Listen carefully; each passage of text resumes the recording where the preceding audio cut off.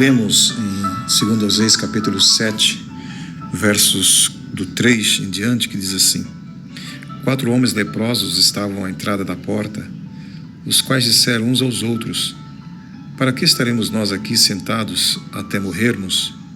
Se dissermos, entremos na cidade, há fome na cidade, e morreremos lá. Se ficarmos sentados aqui, também morreremos. Vamos, pois, agora e demos conosco no arraial dos Círios. Se nos deixarem viver, viveremos. Se nos matarem, tão somente morreremos. Levantaram-se ao anoitecer para se dirigirem ao arraial dos Círios, e, tendo chegado à entrada do arraial, eis que não havia lá ninguém. Porque o Senhor fizera ouvir no arraial dos Círios ruído de carros e de cavalos e o ruído de um grande exército, de maneira que disseram uns aos outros: eis que o rei de Israel alugou contra nós os reis dos heteus e os reis dos egípcios para virem contra nós. Pelo que se levantaram e, fugindo ao anoitecer, deixaram as suas tendas, os seus cavalos e os seus jumentos, e o arraial como estava, e fugiram para salvar a sua vida. Chegando, pois, aqueles leprosos à entrada do arraial, entraram numa tenda e comeram e beberam, e tomaram dali prata e ouro e vestes, e se foram e os esconderam. Voltaram e entraram em outra tenda, e dali também tomaram alguma coisa e a esconderam. Então disseram uns para os outros: não fazemos bem. Este dia é dia de boas novas, e nós nos calamos. Se esperarmos até a luz da manhã, seremos tidos por culpados. Agora, pois, vamos e o anunciemos à casa do rei. Vieram, pois, e bradaram aos porteiros da cidade. Eles anunciaram, dizendo: fomos ao arraial dos Círios, e eis que lá não havia ninguém, voz de ninguém, mas somente cavalos e jumentos atados, e as tendas como estavam. Vemos na narrativa que acabamos de ler que Samaria estava cercada pelo exército sírio, e com isso o povo estava desfalecendo de fome e sede, chegando ao cúmulo do exagero de praticar antropofagia, o canibalismo, situação que deixou o rei perturbado diante de um momento muito triste para a nação israelense. Não muito longe dali, encontravam-se 4 leprosos que viviam à margem o mais distante possível por conta de sua doença.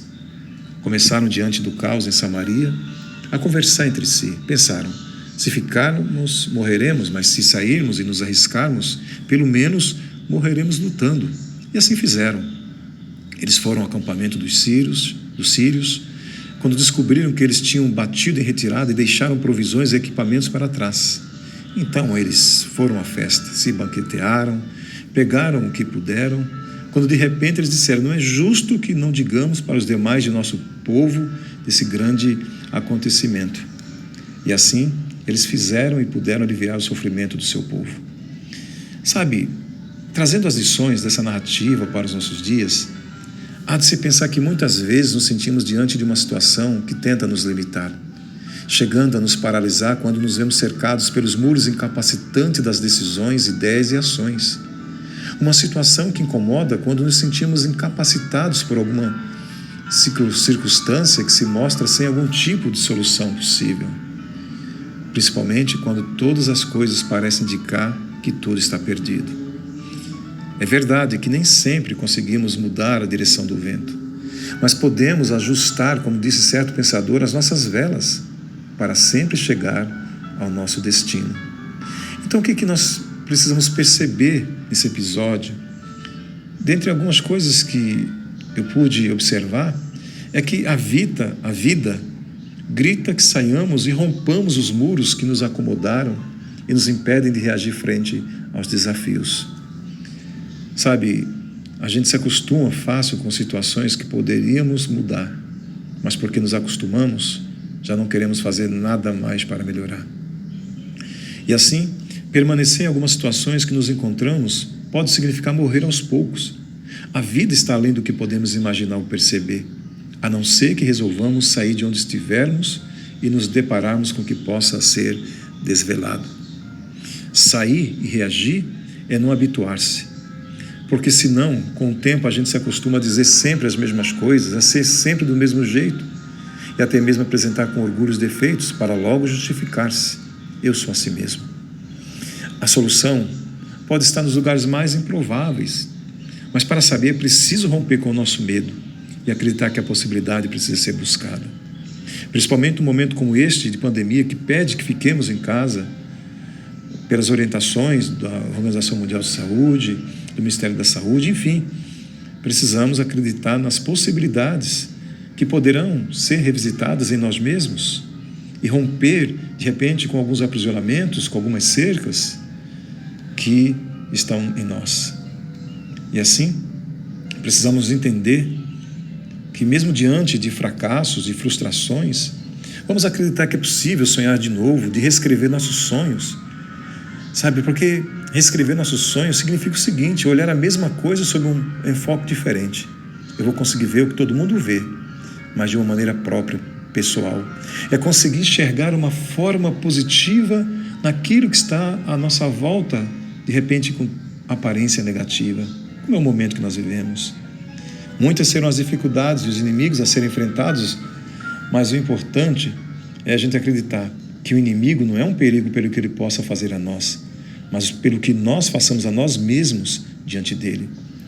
Porque se permitirmos que o medo descontrolado, a hesitação e a covardia se apoderem de nós, aí sim seremos derrotados. Todos nós enfrentamos gigantes em nossas vidas. Preocupação, dúvida e medo, principalmente num momento como este de isolamento físico. Mas com a confiança inabalável em nosso Deus e capacidade de superação, nós podemos triunfar sobre as forças hostis e os desafios que não são poucos. Gosto muito de uma frase de Fernando Pessoa, grande poeta português. Ele concluiu o seguinte: de tudo ficaram três coisas: a certeza de que estava sempre começando, a certeza de que seria interrompido antes de terminar, mas fazer da interrupção um novo caminho, ou um caminho novo, fazer da queda um passo de dança, do medo uma escada, do sonho uma ponte, da procura o encontro. Pois bem, para surpresa dos samaritanos, a vida deles estava fora daqueles muros, dos muros incapacitantes, que eu quero trazer para nós, dos muros que nos cercam, diante do momento em que temos que ficar em nossas casas.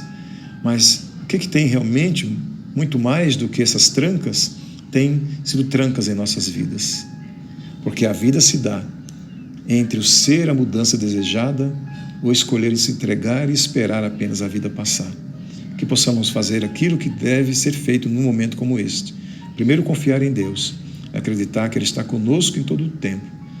Pois depois que passa essa pandemia, precisamos seguir a nossa vida com aquela confiança de que Deus jamais nos faltará e que temos uns aos outros que precisamos compartilhar a nossa existência, a nossa vida sempre. Amém.